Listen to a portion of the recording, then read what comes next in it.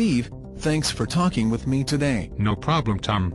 I'm happy to be here. What is that Apple Music? I added some electronic music for a soundtrack to our conversation. I thought it might provoke something interesting. Well, could you just turn it off? I'm afraid not at this point. Right. For viewers who don't know you, I'm talking today with the esteemed American composer Steve Reich. Steve is well known for making what some call minimalist music, although I know Steve doesn't like the term. No, you're right. I don't need a particular label. I'm a composer. Period. I write music. Right. Today I wanted to help viewers understand the value of your music. Maybe the best way to start is to explain my connection to your music. Fire away. I first heard your music when I was studying percussion in college with R. Hartenberger, a musician whom you have known for a long time. Yes, R and I go way back, and he has been a member of my ensemble since 1971. The year I was born. Wow. Well, the first work of yours that I heard was a piece called Six Marimbas. Oh yes. That was originally a piece called Six Pianos, and then I rearranged it for marimbas. Right. Well, Steve, I found the music very hypnotic. Entrancing even. It was a revelation to me. Yuck. That's not my favorite response to my music. Could you elaborate, Steve? Of course. From early on, the repetition-based music that I was composing got a reputation for being all about putting the listener into a trance. So-called minimalist composers such as myself and Phil Glass were associated with the psychedelic scene. There was some of that going on, but there was more to the music than that. Well, Steve, it does have that sound. Or at least your earlier work did. It entrances through its use of repetition, interlocking patterns, and slowly shifting harmonies. Yes, but there is so much else going on at the same time. In fact, I would argue that my music was always quite dense with information, Tom. And it demands that the listener pay close attention. Right. Well, Steve, it certainly got my attention, and kept it too. For me, your music was a link between the West African drumming I was studying in college and the formal structures of classical music. I thought that your music bridged two different cultural universes. Well, Tom, my encounters with African music, and other musical traditions from Indonesia to India, are well documented in my book, Writings About Music. Yes, I love that short manifesto, and I suggest that viewers check it out if they haven't already. It was republished a few years ago on Oxford University Press. But I also want to ask you, Steve, about how your musical style really emerged. Reading your book, I got the impression that your real inspiration came from your interactions with technology, specifically a particular experience you once had with two reel-to-reel tape recorders. Listening to myself talk, this sounds strange. But I'm certainly not the first person to wonder about this. In his recent book, Hallelujah Junction, the composer John Adams stated that American minimalism was in fact a reaction to technology. Is this true? Could you elaborate? Certainly, Tom. As you know, my earliest compositions grew out of my experiments with tape recorders. I spent a fair amount of time going around just recording everyday life. Things like soundscapes, the words of real people describing what had happened to them, and so forth.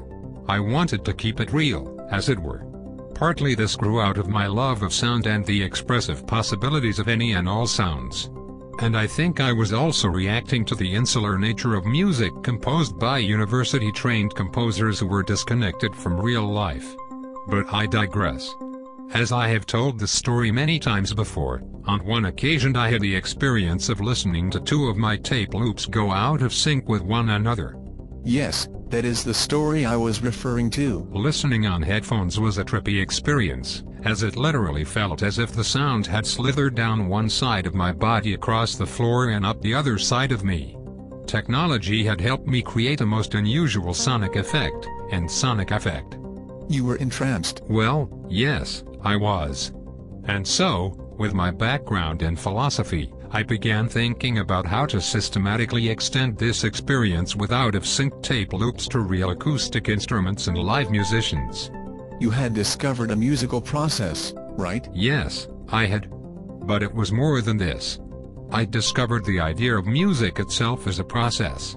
I discussed this in my book, making analogies to ocean tides and hourglasses with sand slowly moving from one end to another. A process, Tom. Yes, I remember those analogies.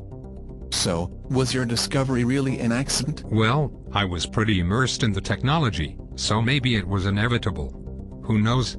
But I also had to be aware of it, to take notice. Steve, I think that one of your contributions to contemporary music is that you reminded us that music doesn't have to be about anything in particular. It doesn't have to bear the burden of being expressive of something the way romantic music often aspired to be. I never liked romantic music. I much preferred Johann Sebastian Bach and the late medieval stylings of Parodin. Plus jazz drumming. I loved the flow of jazz drummers. They groove quite effortlessly. You reminded us, Steve, that music can just operate according to its own inexorable logic. Yes, I agree. But remember what I said in my book about good music. Good music is music that sends chills down your spine. So I still want my music to have an effect on you as a listener. I still believe in the expressive power of music. As systematic as I am, I'm still an artist. It certainly has had an effect on a lot of people. And I am happy about that. The other thing I wanted to tell you, Steve, is that in a way your music anticipated modern electronic music. I'm not much into that music, but yes, I have heard people talk about this connection. Well, for those of us who grew up in the 1980s, we had no connection to early electronic composers such as Stockhausen or Pierre Schaeffer and his Musik Concrete. But we did experience, in one way or another, the emergence of rap music, electro, techno and house, drum and bass, IDM, and so on. All of these musics relied on looped musical material. Yes. Well, you were essentially using loops decades before modern electronic musicians were. So in this regard, we owe you a lot for showing the way to alternate ways of organizing music. You showed us that there are alternatives to the goal-oriented teleology of so much classical music. You showed us that there are alternate ways to create musical interest, musical tension, and musical propulsion. Well, I'm happy about that. But don't forget about Jamaican dub music. Dub remixers were doing this in the early 1970s too. And I don't know if electronic musicians today really draw a straight line of connection between my work and theirs. Well, I hear a connection. Steve, one final question. Where do you think music is going? I'm particularly interested in your thoughts about how technology will continue to impact how composers write music. That's hard to say, Tom. I think music will always need real live musicians to play it, and I hope composers keep writing for real musicians. Technology, whether we are talking about reel-to-reel tape recorders, computers, or even just pencils and staff paper, technology is just a means to an end. Thanks for talking with me, Steve. You are welcome, Tom. Now please turn off that music.